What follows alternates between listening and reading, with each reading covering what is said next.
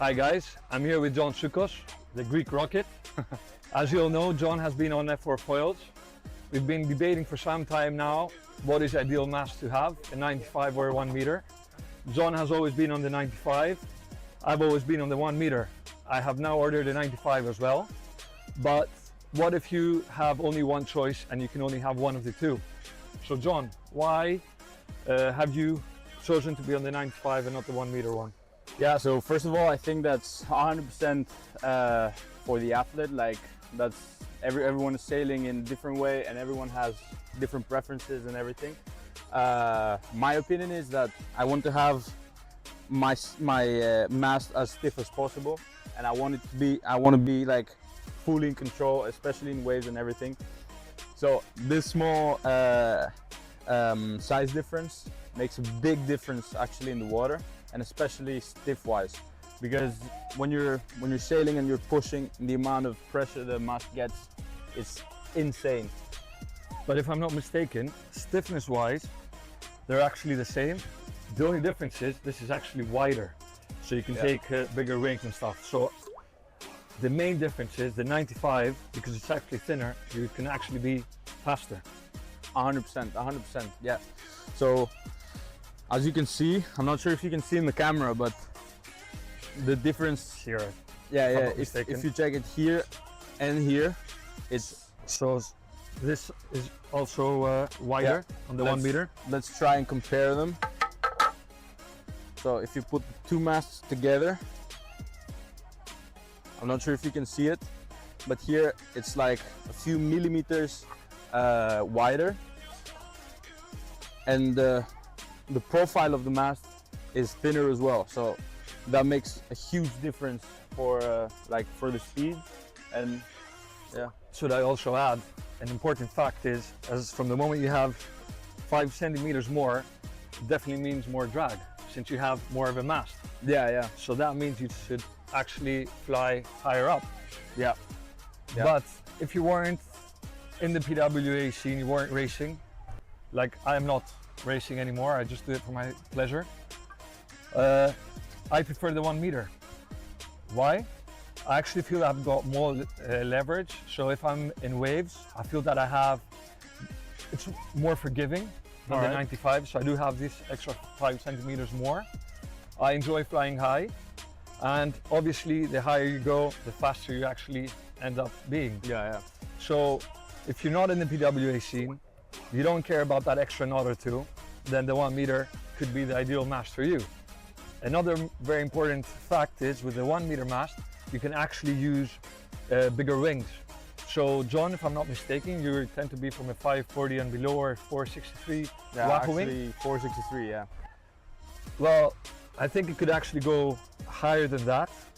But with the 1 meter mast, you can even go from an 800 and even bigger wings. Definitely. I really believe that you can use it even for more free ride. I feel like it is a more all-around wing mast. I'm sorry. Not a problem. And it's 100% more forgiving. 100%. Which is very important if you're not racing and you just want to have a good time out on the water. 100%. Actually, I would like to also add, because the Wahoo wings are actually very powerful. Like my biggest wing is a 463, as you suggested to me as well, that would be the ideal wing. Yeah. Like even with a 7.8, I use a 463 wing. I don't need a bigger one, but I still love having the 1 meter mast. Now, as I mentioned before, I have also ordered a 95 mast. Why is that? Because I noticed with the 290 front wing, which is the smallest in the range, is that if you want to go for high speeds and you want to push as much as possible, then the thickness of the 1 meter might actually end up being a bit too much. Yeah. So in extra high wind, like 30 knots and above, I would definitely prefer being on a 95 mast. Even less. Yeah. Because now, like from my last race in Denmark, I was using the 290 with the T95 mast above, like at the moment the wind was like 20 to 23 knots. I was going 6.5 and 290. It's crazy if you think the evolution of how the foils work now. Like you never imagine having a 290 front wing mast. It's mental. No. But the wings are so powerful. which is crazy. Yeah. Even in driving, like when I thought like in driving would be very difficult having such a small span of wing, but it actually works. Yeah, it works Amazing. pretty well. It's Works very pretty powerful. well. Yeah.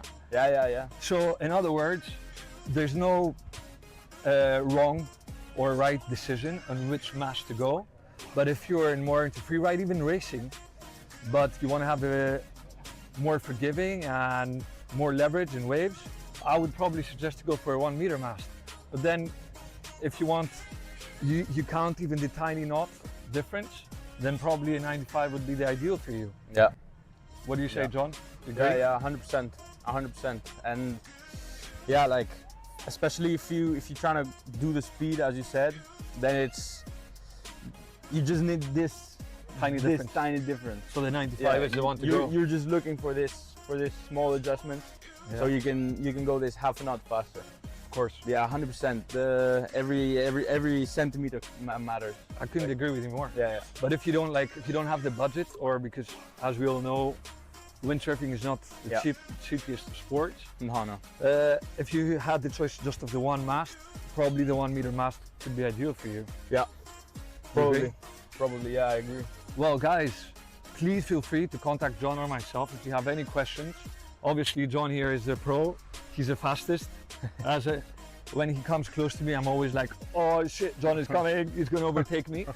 So for more professional and best advice, John is here. If you're more into like everyday windsurfing, I'm always here to help out. Just text me, guys. Yeah, he's known for his humor. But Yeah. feel free to contact either of us if you have any questions. We're always happy to help out. Yep. Very important to mention, John and I will also be doing foil clinic this year around Greece. Oh yes. If you get the chance, please let us know. Yeah, the dates are gonna be up in a few weeks probably. Yeah. So yeah, then it can be more official and then Perfect. go for it. Yeah. See you guys. See you guys.